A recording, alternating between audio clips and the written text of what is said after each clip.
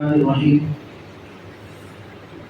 قرآن پاک کی ایک آیت ہے وقال ربکم ادعونی استجب لکم۔ اللہ رب العزت فرماتے ہیں کہ مجھ سے دعا مانگو، میں تمہاری دعا کو قبول کرتا ہوں۔ ایک دعا ہمارے لیے ایک ایسی عبادت ہے کہ شاید ہم کسی اور عبادت کو یہ ظاہری اعتبار سے یا دلی طور پر یہ کہہ سکیں کہ اس کا میں نے پورا حق ادا کر دیا ہے، یہ ممکن ہے۔ قرآن پاک کی تلاوت شاید میرے تلفظ ٹھیک نہیں ہے، میں ادائیگی صحیح نہیں کر سکتا، میری تجوید ٹھیک نہیں ہے، مجھے دیکھ کر صحیح طریقے سے پڑھنا نہیں آتا، میں غنّ مد کا خیال نہیں رکھتا، میں الفاظ کی ادائیگی کا خیال نہیں رکھ سکتا کیونکہ میں نے اس کو صحیح طریقے سے پڑھا نہیں، لیکن پھر بھی پڑھتا ہوں، کوشش کرتا ہوں، اپنے اعتبار سے ثواب لینے کی اللہ رب العزت سے امید رکھتا ہوں۔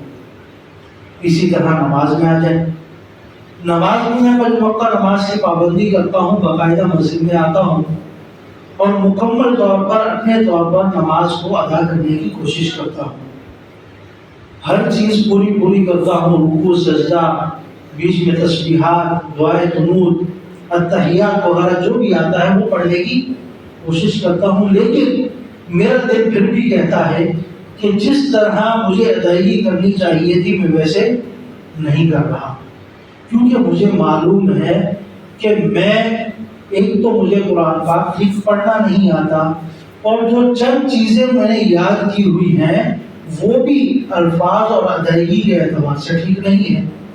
تو نہ میں قرآن پاک پڑھنے کو یہ کہہ سکتا ہوں کہ میں نے بالکل 100% ٹھیک پڑھا، اور نہ ہی نماز پڑھنے کو یہ کہہ سکتا ہوں کہ بالکل 100% ٹھیک پڑھی۔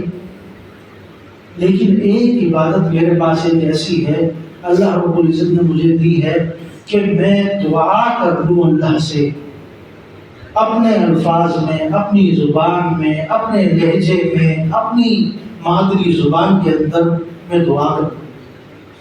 یہ ایک ایسی عبادت ہے جس کے اندر مجھے کبھی شک شبہ ہو ہی نہیں سکتا کہ اس کے اندر کوئی کمی رہ گئی ہے۔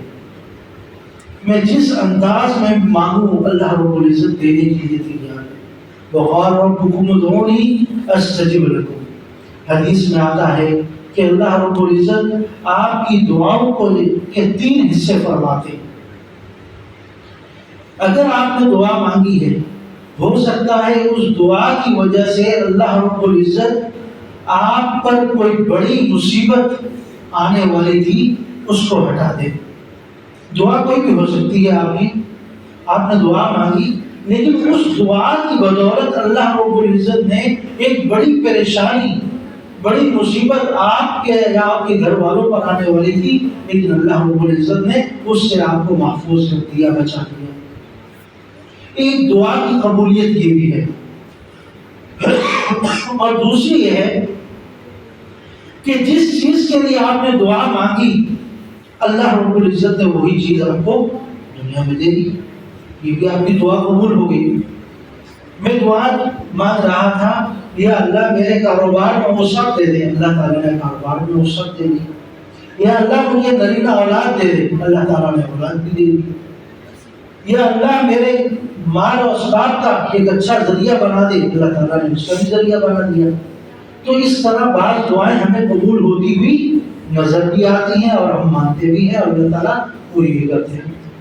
اور ایک اور دعا کا درجہ ہوتا ہے کہ نہ تو وہ بڑی مصیبت کو ٹالتی ہے، نہ جو آپ دعا مانگ رہے ہیں وہ پوری کرتی ہے، بلکہ اللہ رب العزت اس دعا کو آپ کے لیے ذخیرہ آخرت بنا دیتے ہیں کہ میرا بندہ جب آخرت میں آئے گا تو اس دعا کے بدلے میں اس کو یہ اتنی زیادہ نیکیاں دوں گا، اور پھر یہی بندہ بولے گا کہ کاش دنیا میں میری ایک دعا بھی قبول نہ ہوئی ہوتی ہے۔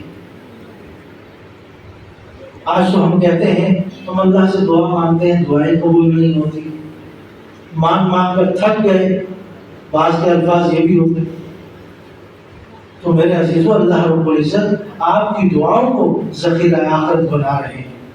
جب قیامت کے دن اٹھیں گے پھر یہی دعائیں ہمارے لیے ایک بڑے ذخائر کی صورت میں ہوں گی، اور پھر یہ بندہ تمنا کرنا پڑے گا کہ کاش میری دنیا میں ایک دعا بھی قبول نہ ہوئی ہوتی، کیونکہ جو دعائیں قبول ہوئی ہیں اس سے جو مجھے حاصل ہوا ہے، وہاں جو حاصل ہونا ہے اس کے مقابلے میں کچھ بھی نہیں۔